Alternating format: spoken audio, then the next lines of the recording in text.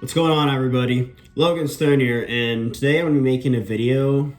As you guys saw in the title, that I'm going to be talking about my experience with COVID because I actually got it recently in the past couple weeks. So in this video, I'm going to be talking about like all kinds of things about the virus, how I got it, my symptoms, my side effects, what my opinions are on like social distancing, vaccine, if I take those precautions or not. Basically just talking all about COVID and what I think you can do to avoid it too, or minimize the effect. So the first thing I want to say is I'm honestly really lucky and extremely grateful that I had a very mild case. Most people who get the virus are probably gonna have mild, maybe moderate cases. Most people are not gonna die from this, but the thing is that this virus, it's like not a total joke. There are people who have died from it.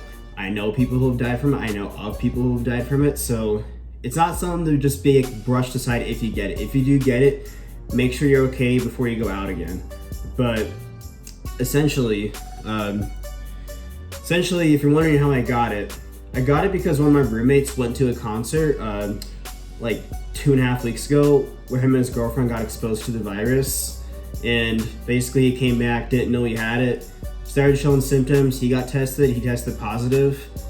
And then I started showing symptoms, so that's basically how I got the virus. Everyone in my roommate, all 4 of us, got the virus. Some of us had it worse than others, so some of us did not. Most of us just had it mildly. We're very lucky for that. But essentially, I first got the virus not last Thursday, but the week before. I started showing symptoms. I felt very tired. I had a minor cold, sore throat, congestion.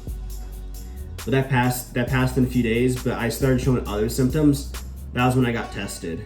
So I got tested last Tuesday. So like about, I think 5 days ago now. Yeah, it's Sunday. So I've been positive since then.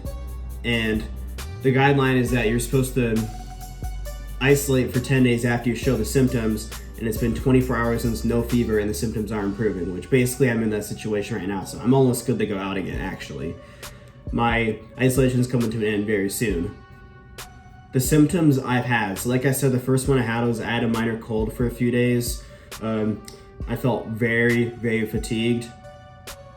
That like is kind of lasting still, but not as much. Before, I just literally, no joke, would sleep for 12 hours and still feel tired a few hours after waking up. I was just knocked out. I missed a few meals because of that. I had to like scurry and do some work real quick when it was almost due because my sleep was just messed up. Luckily it was when there were no classes, so it didn't really affect me as far as that goes. But that's like one of the biggest side effects I've noticed. Another one is that I've had congestion. So congestion has basically been lasting. I don't really have any more today. I had it yesterday a bit, but that was like another big one I had. It wasn't to the point where I couldn't talk though. Like, I was able to literally film a video a couple nights ago and I was talking about the Kyle Rittenhouse situation, my opinion on it. I filmed out my story and was talking just fine, so I didn't like have congestion or a cough to the point where I couldn't even talk. The cough only lasted a few days when I had the cold anyways. But the other really big one I've had is this like weird sensation in my nose. Like whenever I go into air that I know is gonna smell strong, I can smell like some like weird thing in my nose. It's like a burning sensation almost. I kind of taste it in my throat a bit too. It just tastes like some foreign substance, I guess. That's gone away a lot though. I'm hardly noticing it today at all. So that's the other big side effect. The last one is going to be loss of taste and smell, which honestly sucks. I literally can't smell most things at all. A few days ago it was really bad. I couldn't smell anything. I opened this jar of peanut butter, couldn't smell at all. Now I can actually smell it a bit. I can smell cologne and stuff, like strong smelling things. I can smell a little bit now and it's coming back. Loss of taste. That's coming back too, but I had that for a few days and that really sucked. I couldn't taste anything, guys. I could like taste the texture of things, but I just couldn't taste. Like the other day I was eating oatmeal and I'm like, well, I can't taste the cinnamon and syrup. Like I should be tasting it. So I put more in there. I'm like, oh wait, it's because I can't taste anything now because I have COVID. And the other day too, I was like cooking some ground turkey. Whenever like you cook ground turkey, there's usually like a weird smell it has when you're cooking it. I couldn't smell it. I'm like, maybe it's because this ground turkey is 90-10 versus 93-7. No, it's because I have COVID. And I'm like, oh shit, I have COVID. That's why I can't smell anything. But loss of taste and smell, another big one. They're recovering. My taste is coming back too. I really hope it's mostly back by Thanksgiving because I want to taste the good food. That's gonna suck to have to go Thanksgiving without any good tasting food, but I'm really just praying at this point that it's gonna recover mostly by then. But those are basically all the side effects I kind of noticed. Minor cold, congestion for a few days. The cold went away with the cough, sore throat too. I had my last thing was a congestion, that weird sensation in my nose, loss of taste and smell, which can actually take a long time to recover, but it's not taking a long time for me, and I hope it doesn't take a long time to recover, but that's basically the side effects I've noticed. So what did I do when I had COVID? So obviously I was ordered to go into isolation. So I was ordered to go into isolation basically 10 days after I had the symptoms. So like I said, it's almost done, but during that time, I've had to Zoom classes. I was able to go to class, obviously. So the teachers were all pretty cool, though. They were able to work with me. I emailed them. One of them gave me an extension on a test, which I have not taken yet. I'm honestly really grateful for that because it's going to be I think it could be a brutal test. So that's cool, at least. I guess I got that. But the teachers like basically told me Zoom class when I can. Some of them I can't, but I can see the material online. So it's basically how I'm making up classes. And it's Thanksgiving week. A lot of the classes are ending anyway soon, so I'm not missing a ton of material in class. The other big one, which you're probably wondering, is what I do about training. So obviously I can't go to the student rec center or my apartment gym when I'm cold. I mean, I don't want to get people sick if I'm like coughing, have a cold, I don't feel great. On top of that, I'm just not going to recover the best if I'm putting all the strain on my body with my hardcore training while I have a cold, not feeling good, and I'm also just not even going to be able to perform the best. I feel extremely fatigued. But those symptoms are subsiding. Essentially what I did is I took a week off the gym. I think like 7-8 days. But the cool thing is that you can't lose muscle in that time period. I actually want to say too, I actually was training probably like the first few days I had COVID because I didn't know I had it.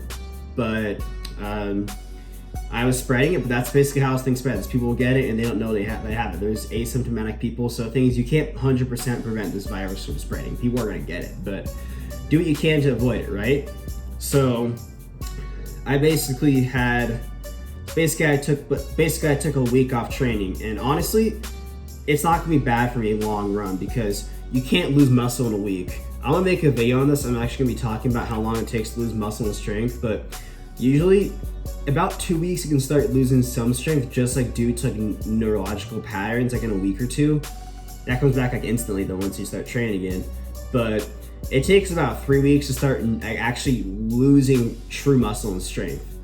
And I would say a bit longer for muscle, so I didn't lose anything. You might lose some glycogen because you're not training and like it's not transporting the muscles as well, so you might look a bit flatter, but that's not really gonna happen because you're losing muscle. You're just gonna look flatter because you're losing glycogen. That comes back instantly when you start training it. Additionally, you could gain some water weight, which didn't happen for me, surprisingly.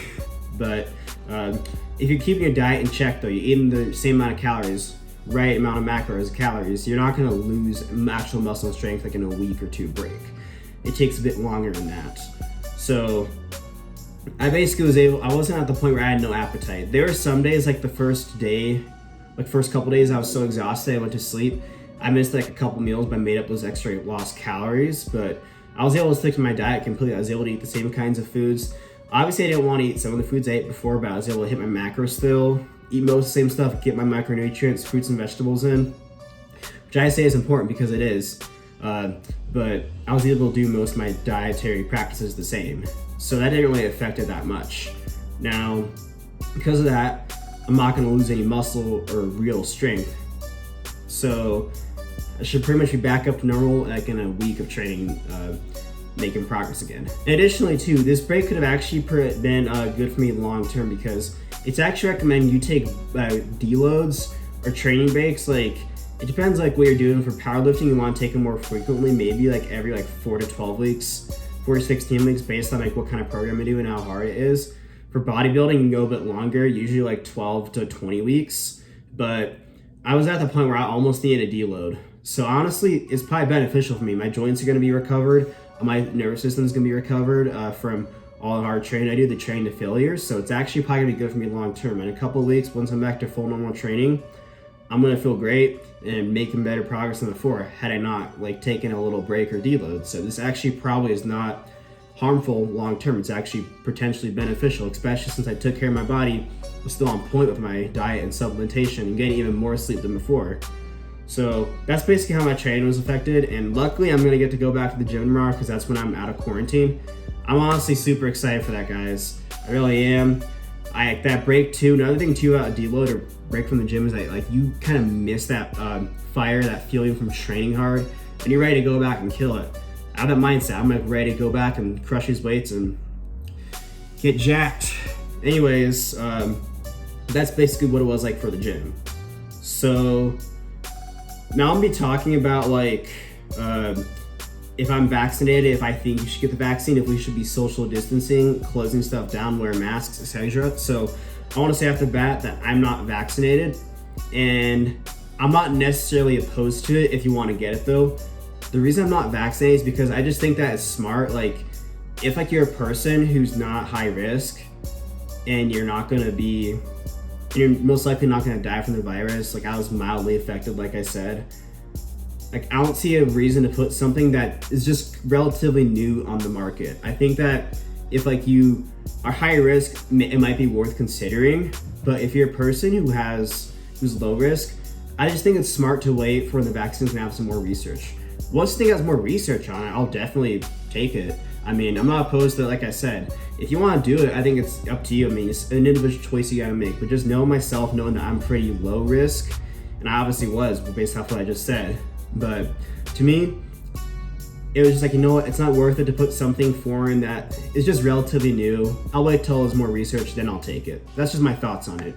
So that's basically what I think if you're vaccinated. If you're a high risk individual, I think it's probably a good choice to get vaccinated because you might want to really just avoid getting this virus if you can. If you're low risk, I mean, it's up to you. Just like think about it if like you think it's worth it or not and make your choice based off that. But as far as if we should social distance, wear masks, honestly, you can't, it's not gonna work. Like you can't do that forever. I mean, that's just not gonna work long term. Like I remember last summer, everyone was shutting stuff down. It didn't work long term because the economy would have crashed. So we had to open stuff back up. So I think again, if like you're a high risk individual, it might be smart to like take these precautions, wear a mask, not go out as much. If your person is low risk, it's probably okay. That's just what I think. So I don't think we should be shutting stuff down. I mean, I've been going to the gym the whole time this thing has been happening. Like my gym last summer was open while it was happening. I was still going. It took me over a year to get this virus, and it wasn't because I went out, it's because I got exposed to a roommate. So that's what I think. So most people are probably gonna be fine if they get this virus. But if you're a high risk person, I say yeah, probably take the vaccine and take the precautions. All right, so now you're wondering what my recommendations are as like this fitness person, bodybuilder, to how you can potentially avoid this virus or minimize the effects, get a mild case instead of a severe case. So I'll say there's probably some genetic component in that. There most likely is, but I think there's a lot of environmental factors you can do. For example, you look at what makes you high risk. So old age, cardiovascular disease, being overweight, obese, stuff like that. So old age obviously happens to the age. You can't control that. But stuff like cardiovascular disease and weight, most people, the vast majority, have control over that. So I think what you should do is eat healthy, eat nutritious foods, take multivitamins, get essential nutrients, make sure you're eating a good, varied diet with micronutrients, your fruits and vegetables. Because your body, believe it or not, needs that so it can build a strong immune system and be healthy. Additionally, training and working out is good for your immune system.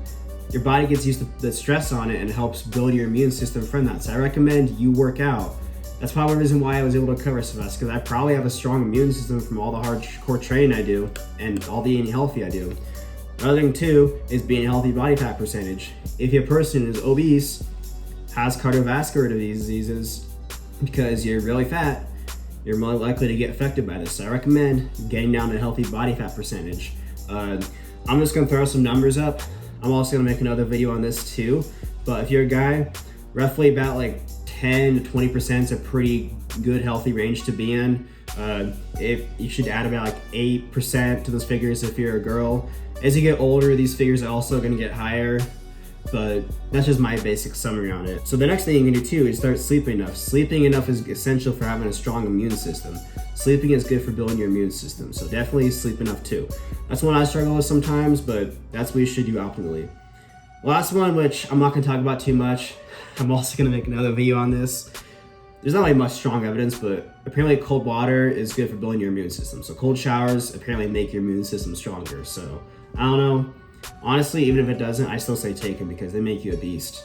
But that's essentially the things I think you should do to avoid this virus. Be as healthy as you can, be active. I mean, that's probably the best way to potentially build your immune system and minimize the effects you get from this virus.